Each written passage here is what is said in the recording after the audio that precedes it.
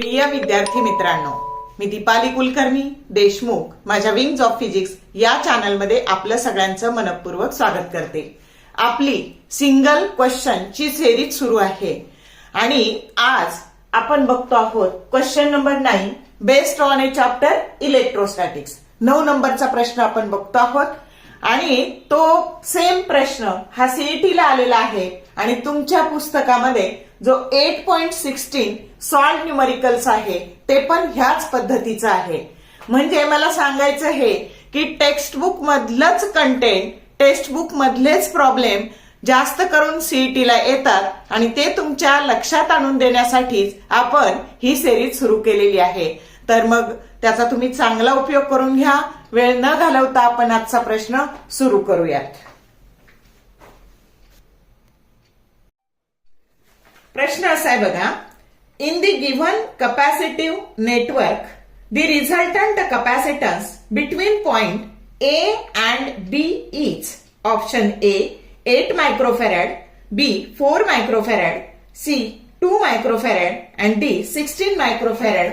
हा प्रश्न सीईटी 2023 ला विचारलेला आहे आणि पुस्तकातला जो 8.16 हा सॉल्व्ह वाला आहे तो पण सेम ह्याच पद्धतीचा आहे। मग आता आपल्याला काय करायचंय तर ह्या ए आणि बी मधली इक्विव्हॅलंट कॅपॅसिटी काढायची आहे। त्याच्यासाठी तुम्हाला 2 फॉर्म्युले येणं गरजेचं आहे।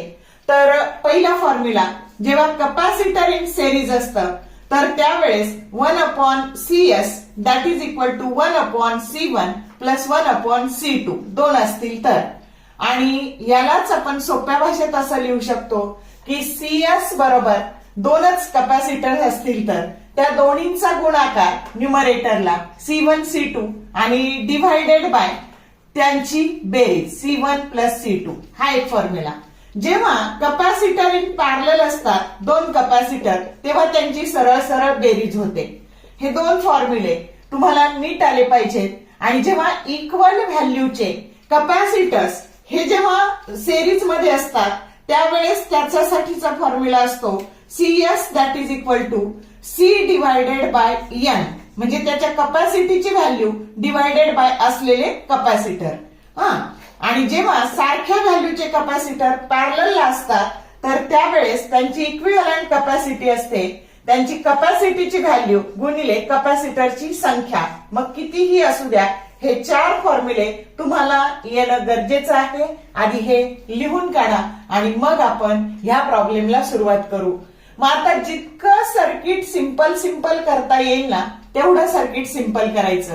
आता दिसतंय तुम्हाला 4 आणि 4 हे 2 पॅरलल मध्ये आहे, म्हणजे C6 आणि C5 यांचा आधी आपण इक्विव्हॅलंट कॅपॅसिटन्स काढून घेऊ।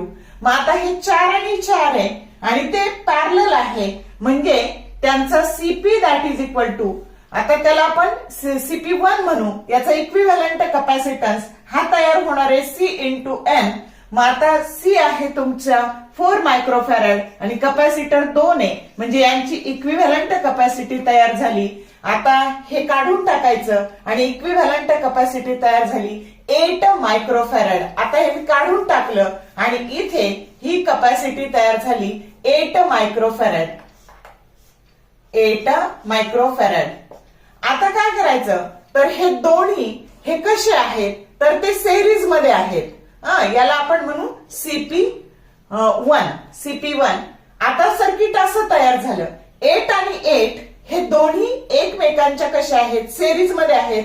आत्ताच मी तुम्हाला सांगितलं की सिरीज मध्ये इक्वल कॅपॅसिटर असतील तर CS that is equal to C divided by N।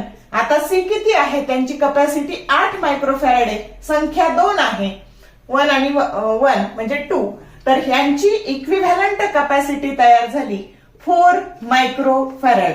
आता सर्किट आणखी सिंपल झालं। आता इथे ही कॅपॅसिटी तयार झाली 4 मायक्रोफॅरेड।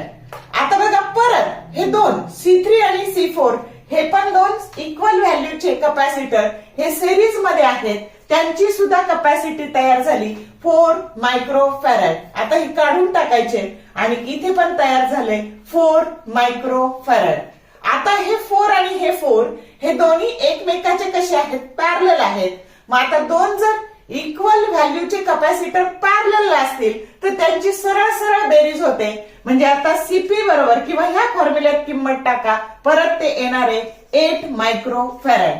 आता 8 मायक्रोफॅरड आणि 8 मायक्रोफॅरड हे परत सेरीज मध्ये तयार झाले. इक्वल व्हॅल्यूचे कपॅसिटर सेरीज मध्ये असतील तर CS that is equal to C divided by N म्हणजे 8 divided by 2 that is equal to 4 microfarad. आता परत या दोन्हींची इक्विव्हॅलंट कपॅसिटी तयार झाली 4 मायक्रोफॅरड, की जी A आणि B मध्ये एकूण इक्विव्हॅलंट कपॅसिटी किती आहे तर 4 मायक्रोफॅरड आहे, की जो करेक्ट ऑप्शन बी आहे. समजलं कसं सोडवलं ते? या पद्धतीने सिंपल करत जायचं. तर वेगवेगळ्या कपॅसिटरच्या व्हॅल्यू असतील तर हे फॉर्म्युले वापरा आणि जर सेम असतील तर हे दोन फॉर्म्युले वापरा. समजतंय का? मला खात्री आहे आज घेतलेला जो प्रॉब्लेम आहे त्याचा तुम्हाला खूप उपयोग होणार आहे, कारण खूप तुम्हाला असे सेरीज मधला इक्विव्हॅलंट रेझिस्टन्स, पॅरलल मधला इक्विव्हॅलंट रेझिस्टन्स, सारख्या व्हॅल्यूचे इक्विव्हॅलंट रेझिस्टन्स, सारख्या व्हॅल्यूचे कपॅसिटर दिलेले असतात, त्याच्यानंतर वेगवेगळ्या व्हॅल्यूचे दिलेले असतात, कितीही कधी 2 दिलेले असतात, कधी जास्त दिलेले असतात. तर याचा उपयोग करून तुम्हाला कशाही पद्धतीचा प्रॉब्लेम येऊ दे सोडवता येईल.